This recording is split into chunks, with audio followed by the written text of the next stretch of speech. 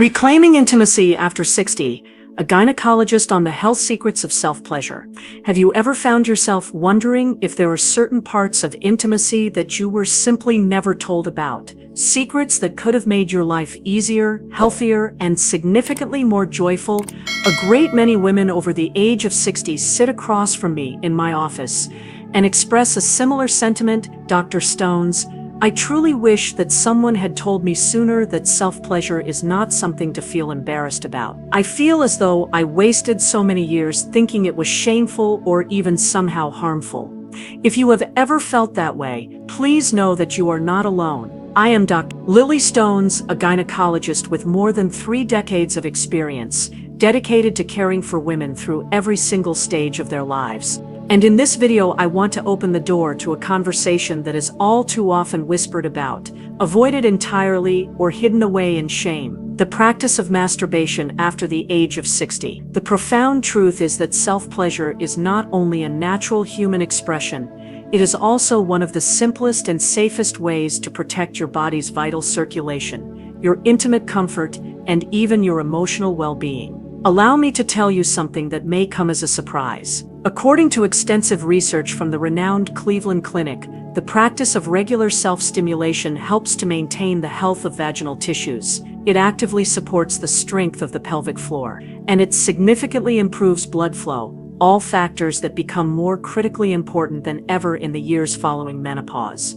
Yet for many generations, a large number of women were taught that the act of touching themselves was inappropriate, unnecessary, or even dangerous. Those old, outdated beliefs have kept millions of women from discovering just how empowering and genuinely healing the act of self-pleasure can actually be.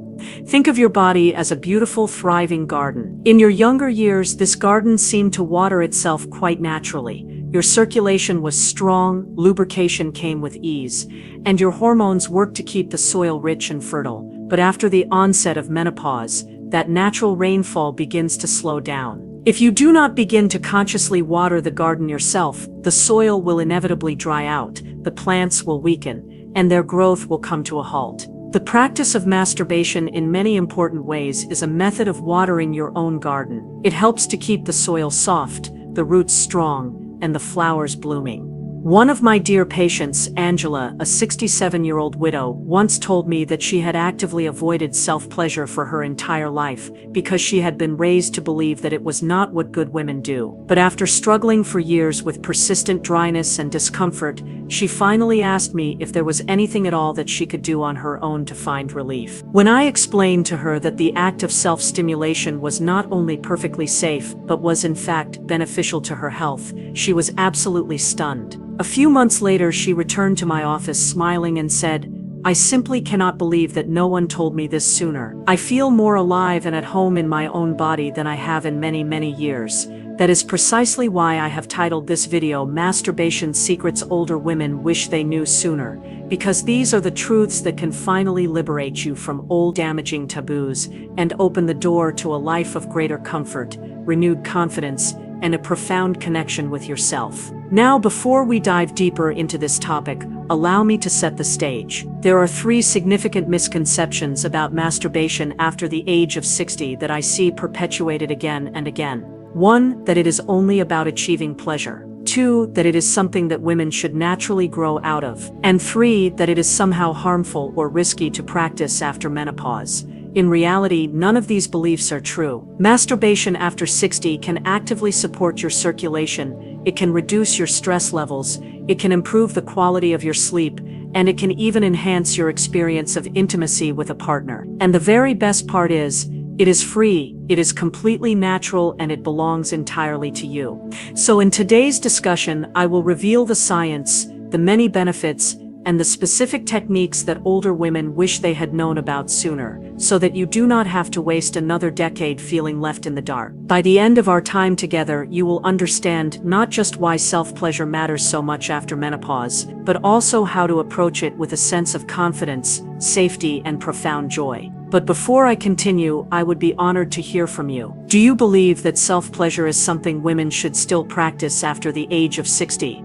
Or do you feel that society's long-standing taboos still make it difficult to fully embrace? Please share your thoughts in the comments, because your honesty might be the very thing that inspires another woman to finally give herself the permission she has been waiting for.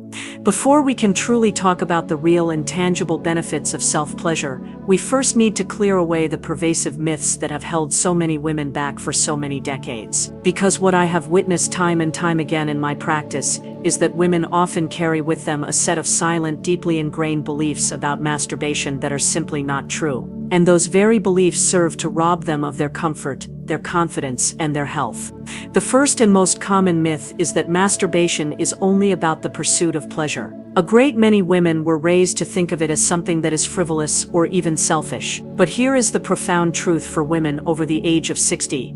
Masturbation can be about your health just as much as it is about your pleasure. According to the Mayo Clinic, the practice of regular sexual activity, which absolutely includes self-stimulation, works to improve vaginal blood flow, to maintain the elasticity of the tissues, and to help reduce the discomfort that is often caused by dryness. It is a bit like the practice of yoga. Yes, it feels good, but it is also an essential practice for keeping your body strong, flexible, and resilient. When I explained this very concept to a patient named Joanne, who was 71 years old, she looked at me in a state of utter shock and said, "So you are telling me that this is actually like a form of exercise for my intimate health?" And my answer to her was an unequivocal and resounding yes. The second myth is that women should somehow grow out of it. I have had patients in their 60s tell me that they had always thought that masturbation was just for teenagers or for young adults. But nothing could be further from the truth. The human body does not set an age limit on the practice of self-care. In fact, as your hormones continue to shift after menopause, the act of self-stimulation may actually become more important than ever before. It helps to keep your circulation alive and well, it works to maintain your physical sensitivity, and it serves to connect you with your body during a time in life when many women report feeling disconnected. Think of it in the same way that you think about your oral hygiene. You do not simply stop brushing your teeth just because you are older. You continue to do it because it is a form of basic, essential care. Your intimate health deserves that very same level of consistency.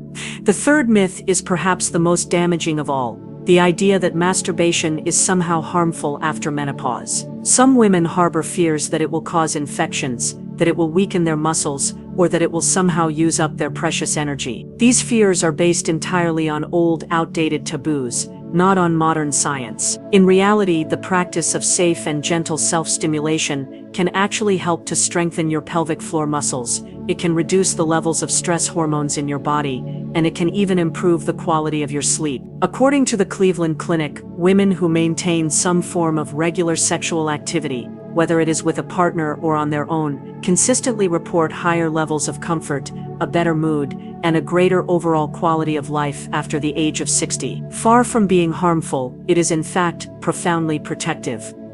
Let me tell you a quick story. A patient of mine, Evelyn, was 69 years old when she nervously asked me if self-pleasure was still allowed at her age. She had read somewhere that it could potentially harm her bladder or make her issues with dryness even worse. After I reassured her and took the time to explain the many benefits, she decided to try it again for the very first time in years. At her next appointment, she smiled and whispered to me, "Dr. Stones, not only was it perfectly safe, it actually made me feel like myself again."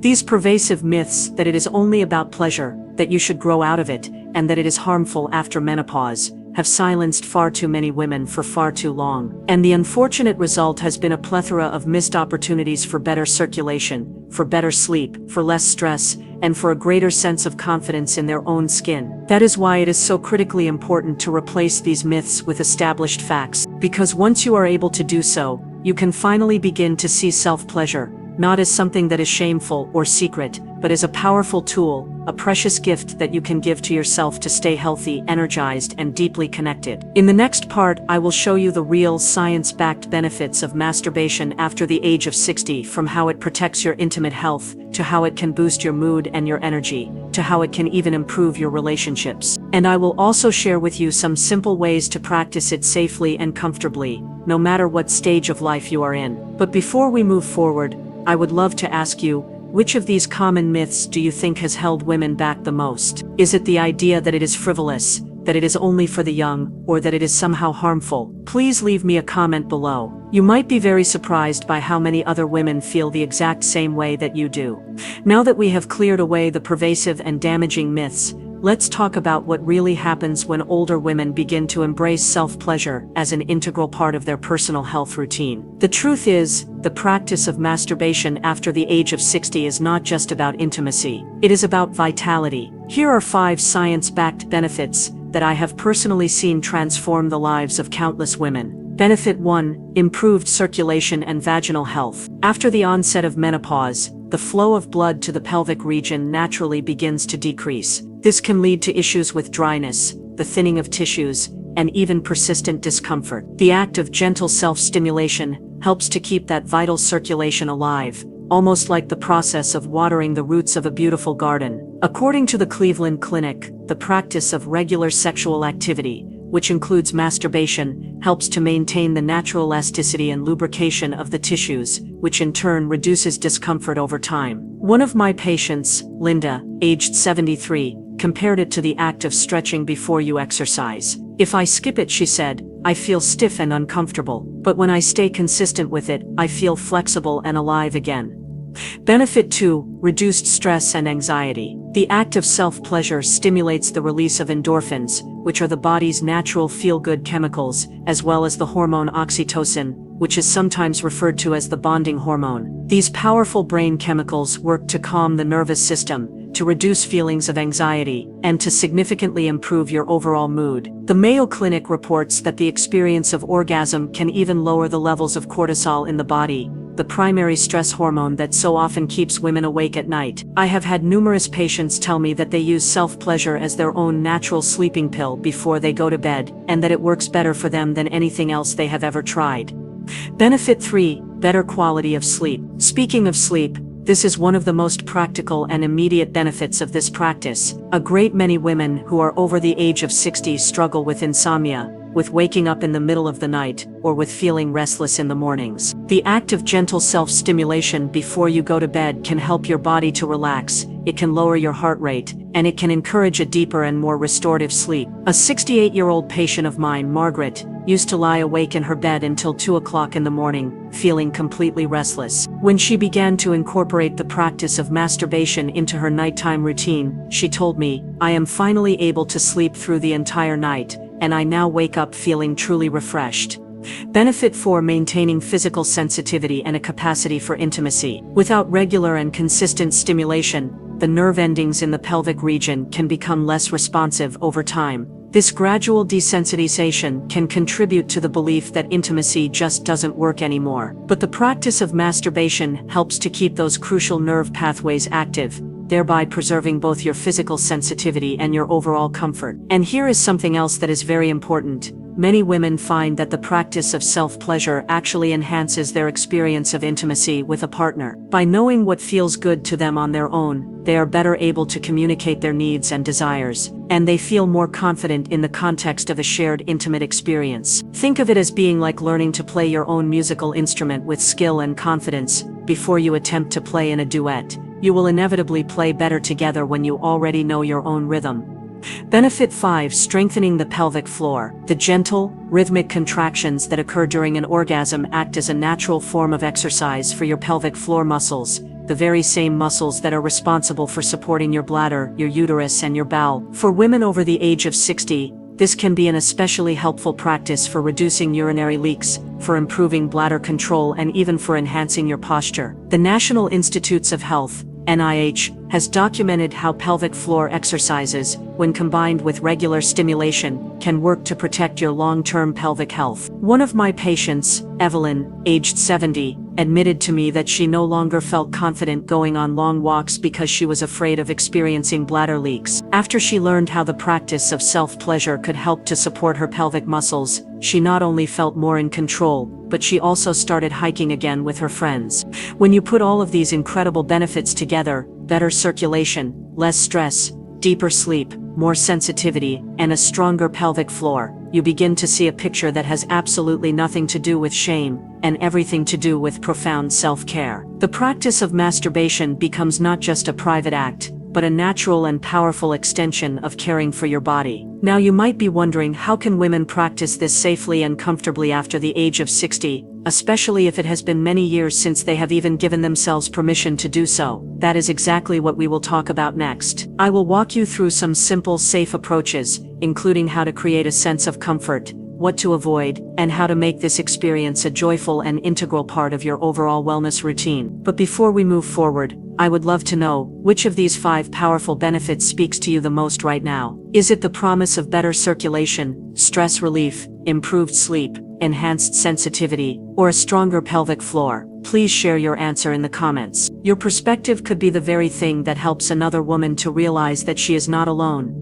Let me share the story of Elena, a 69-year-old retired librarian, who had carried with her decades of profound silence on this very subject. She told me, "Dr. Stones, I have spent most of my life believing that the act of self-pleasure was fundamentally wrong. My mother called it selfish, my church called it sinful, and I eventually convinced myself that it was completely unnecessary." For many years after the onset of menopause, she had lived with a persistent sense of dryness, with pelvic discomfort, and with restless, unfulfilling nights, but she had never once considered that her own gentle touch could possibly help. When Elena finally came to see me, she said, "I feel like a complete stranger in my own body." She had already tried hormone creams and various lubricants, but nothing seemed to be able to restore her sense of comfort or her confidence. Gently I began to explain to her that the practice of masturbation was not just about the pursuit of pleasure, it was about the act of reconnecting, of stimulating her circulation, and of keeping her body's natural rhythms alive. She hesitated at first, but she eventually agreed to try. Just 1 month later, she returned to my office, absolutely glowing.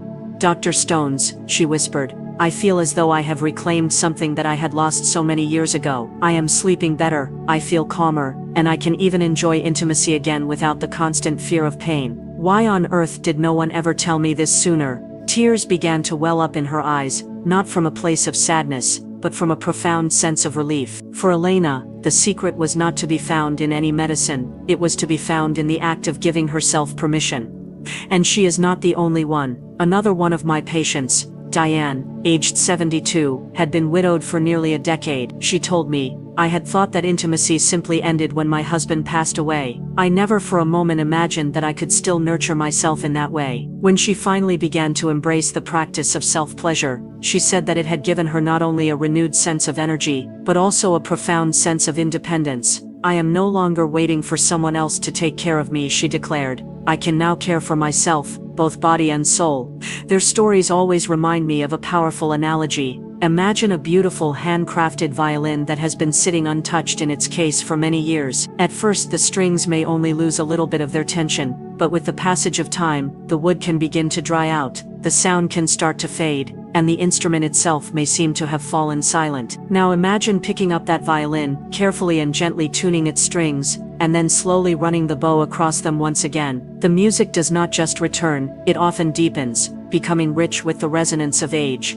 Your body is much the same. The act of self-pleasure is like the careful and loving tuning of those strings. It does not erase the years, it simply brings out a richer, more soulful harmony that was always there, just waiting to be played. When I think of incredible women like Elena and Diane, I realize that the real secret is not the physical act itself. It is the freedom to embrace your own body without any sense of shame. After the age of 60, you absolutely deserve that freedom. You deserve to have mornings where you feel energized, nights where you are able to rest deeply, and days where you can carry yourself with a profound sense of confidence. Self-pleasure is not an indulgence, it is a fundamental form of self-care. It is one of the simplest, most natural, and most accessible ways to remind your body that it is still alive, that it is still capable, and that it is still worthy of your attention. So, if you have been feeling hesitant, or if the voice of those old outdated taboos still whispers in your ear, please let these stories be your gentle reminder. You are not alone, and you are not too late. The violin can still sing, the garden can still bloom, the lamp can still shine. All it truly takes is the courage to turn toward yourself with a deep and abiding sense of compassion. In the final part of this video, I will recap everything that we have covered, the myths that you should let go of, the science-backed benefits of this practice, and the hopeful stories that prove it is never too late to reconnect with your own body. And I will leave you with a call to action that you can begin to implement tonight in the complete privacy and safety of your own space. But before we go there, I would love to ask you if you could tune your own precious instrument again, bringing back a sense of energy, of comfort, and of connection. What part of your life do you think would feel the most renewed? Please share it with me in the comments. Your words might just be the thing that inspires another woman to take her very first step. Let's take a moment now to reflect on what we have uncovered together. For so many women over the age of 60, the subject of masturbation has been surrounded by a pervasive silence, by a sense of shame, or by a profound misunderstanding. But as we have seen today, the reality of the matter is very, very different. It is not only a natural human expression, it is also deeply beneficial for your health, for your comfort, and for your overall sense of vitality. We began our conversation by breaking down the common myths that self-pleasure is only about a fleeting sense of pleasure, that women should somehow grow out of it, and that it can become harmful to practice after the onset of menopause. Each and every one of those long-held beliefs is completely and utterly false. In fact, the practice of masturbation after the age of 60 can be one of the most protective and healing habits that you can possibly practice. Then, we took a look at the science-backed benefits of this practice: better circulation that helps to keep your tissues healthy, a reduction in stress and anxiety through the release of calming hormones, a deeper and more restorative sleep, the preservation of your physical sensitivity and your capacity for intimacy, and even the strengthening of your pelvic floor muscles. Together, these many benefits form a solid and resilient foundation for aging not just gracefully but vibrantly. And we heard the inspiring stories of women like Elena, who was able to reclaim her own body after decades of living in silence, and of Diane, who discovered that the act of intimacy with herself could be a profound source of both independence and strength. These women serve as a powerful reminder to all of us that it is never too late to tune your own instrument, to water your own garden, or to let your own lamp shine brightly once again. So what does all of this mean for you? It means that the practice of self-pleasure is not an indulgence. It is not something to be ashamed of. It is in fact self-care in the very truest sense of the word. It belongs to you at any age, and in any stage of your life. Whether you are currently partnered or single, whether you have avoided it for decades or you already practice it quietly, you absolutely deserve to approach it with a sense of confidence and deep compassion. Here is my encouragement to you for tonight or for tomorrow morning. Please give yourself permission. Create a quiet, comfortable, and safe space for yourself. Breathe slowly and deeply, explore your own body gently and without any judgment, and simply allow your body to respond. There is no right or wrong way to do this. There is only the way that feels right and good for you. And if you find yourself feeling more relaxed, more rested, or more deeply connected as a result, please remember that this is not a coincidence. That is your body thanking you for the kind and loving care that it has always deserved. If this message has resonated with you, I warmly invite you to share this video with a friend, a sister, or someone you trust who might also benefit from hearing these important truths. Far too many women still believe in the old, outdated myths, and together, we can work to replace that silence with a sense of genuine empowerment. And please, do not forget to subscribe to this channel, Elder Care Wellness, where every single week, I share evidence-based advice that is designed to support the healthy aging, the intimacy, and the vitality of women over the age of 60.